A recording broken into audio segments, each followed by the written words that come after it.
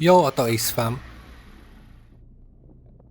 The Honda ADV 160 has been one of the Philippines' favorite adventure scooters since its debut. But now that we're in 2026, is it still the king of the ADV scooters category? Or are newer models slowly catching up? Today we break down the performance, comfort, features, and real Filipino riding experience. Let's go!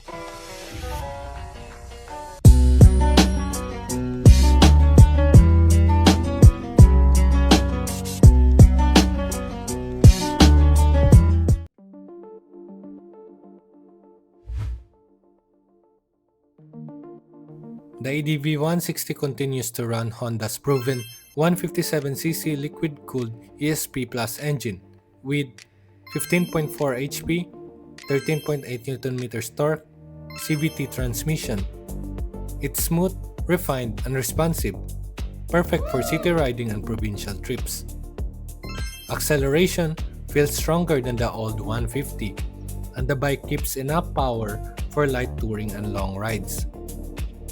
Fuel efficiency, you still get around 45 to 50 kilometers per liter, making it one of the most efficient 160 class scooters even in 2026.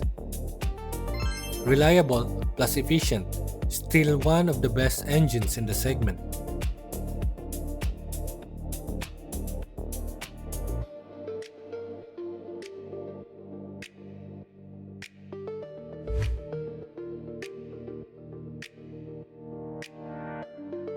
Thanks to its ADV DNA, the ADV 160 shines with long travel front suspension, Pro-Link style rear shock, high ground clearance around 165 mm, lightweight front end feel.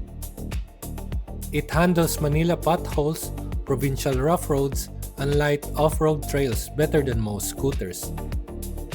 The upright position plus wide handlebars make the ADV 160 feel stable and confidence-inspiring. For daily riding, super comfortable. For weekend rides, very capable.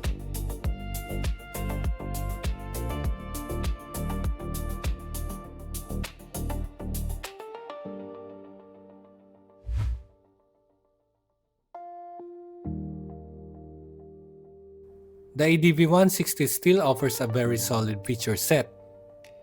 Smart key system, full digital dashboard, Honda Selectable Torque Control or HSTC, LED lighting, charging socket, spacious compartment. Is it the most high-tech in 2026? Not exactly. Some 2025 to 2026 scooters now offer TFT screens and advanced connectivity.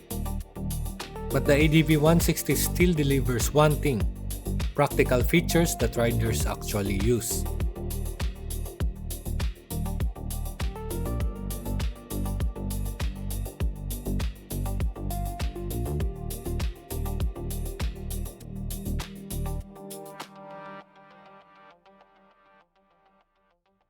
Style and design. No design change yet for 2026, but the existing styling still holds strong. Sharp ADV-inspired front end, rugged adventure stance, slim but aggressive profile, tall windshield, adventure-ready color options. Even in 2026, it still looks modern and premium.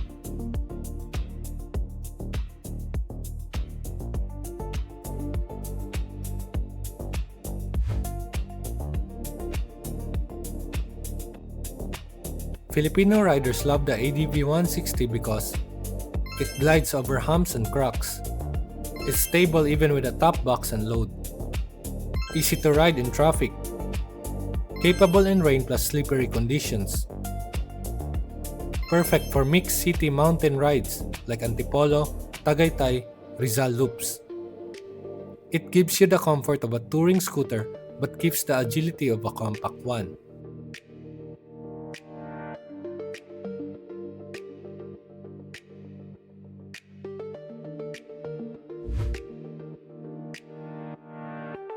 Seat height may be tall for shorter riders. Under-seat storage is less than the larger PCX. No TFT panel, slightly heavier than smaller scooters. Stock tires are okay, but many riders upgrade to better rubber. But none of these are deal breakers, they're just personal preference points.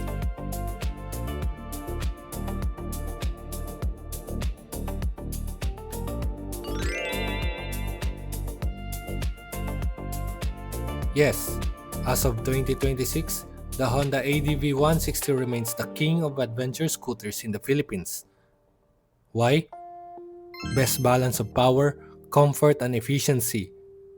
Rugged design that still look fresh. Proven reliability backed by Honda. Ideal for real PH road conditions.